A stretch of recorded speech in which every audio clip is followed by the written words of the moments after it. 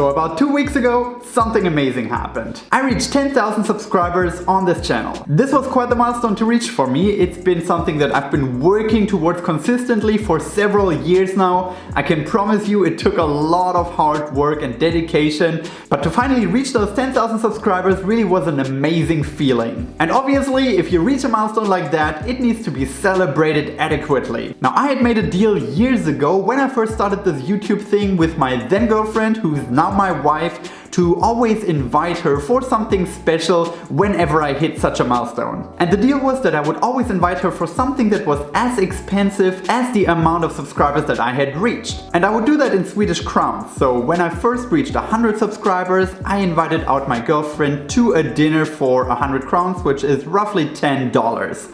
Then when I reached 1,000 subscribers, we went for a nice spa day here in the archipelagos of Stockholm, which cost roughly 1,000 crowns per person. This time though, reaching 10,000 subscribers, I of course realized that I needed to go a little bit bigger than that. So we decided to go on a 10-day trip to southern Portugal, where I would pay for all the flights and all the accommodation. And I honestly have to say that this was about the best location that we possibly could have chosen. It being November in Sweden right now, it is very cold, very dark, almost all of the time. So we just wanted to get a little bit of sun. We wanted to go somewhere where it's still kind of warm, where we maybe have a beach or the ocean close by. And that's exactly what we got. We first flew to a small little town in the Algarve called Faro, where we stayed for 2 nights, had a lot of nice brunches, enjoyed eating out every day, and just generally enjoyed soaking up all the sunshine that we got there. From there we moved on to a slightly bigger city called Lagos, not the Lagos in Africa though, and there we stayed for an additional 3 nights. It was gorgeously located right next to the ocean, where you could go on beautiful hikes, enjoy the sunsets over the cliffs, and we even went for a little swim sometimes. The locals told us that it was not normal that end of November it's still that warm. Pretty much every day we had 20+ degrees, but of course we took as much advantage of that as possible. So while the rest of Europe was shivering at around 0 degrees Celsius, we were just enjoying beach life. There were a lot of great activities that you could do in Lagos thanks to the weather still being so good, so we decided to go on a kayak tour around the cliffs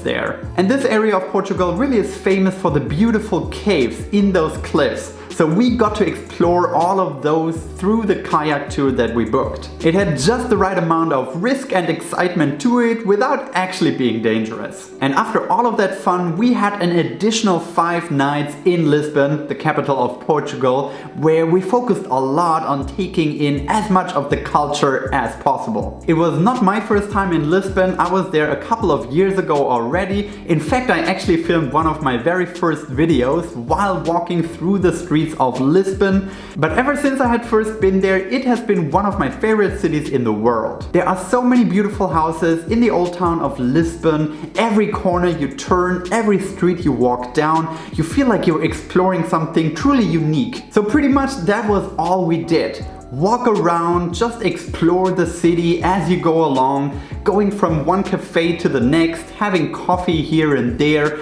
enjoying some of the amazing pastries that Portugal and especially Lisbon is famous for. You really explore Lisbon the best way possible, at least in my opinion, if you don't make too much plans, if you're not too structured, but instead you're just open for any new experience. So every day we would start at one of the many amazing brunch places that Lisbon has to offer, and then just take it from there. All in all, it was a truly fantastic time that we had. 10 days of summer and sunshine in the middle of November. And I think it was a worthy celebration of this big milestone of 10,000 subscribers on this channel. Obviously, I'm not gonna stop here though. I want to reach that 100K benchmark. I want to get 100,000 subscribers on this channel, and then I will have to think of something to do that costs 100,000 crowns, but probably that's still a little bit down the line. For now, all that I have left to say is a big thank you to every one of you who decided to subscribe to my channel, who found some value in what I was sharing, and who want to be part of the journey that we are on here. I want to keep sharing value, I want to keep uploading high quality content, and I want to go even bigger in the next year. So stay tuned. I will be seeing you in the next video.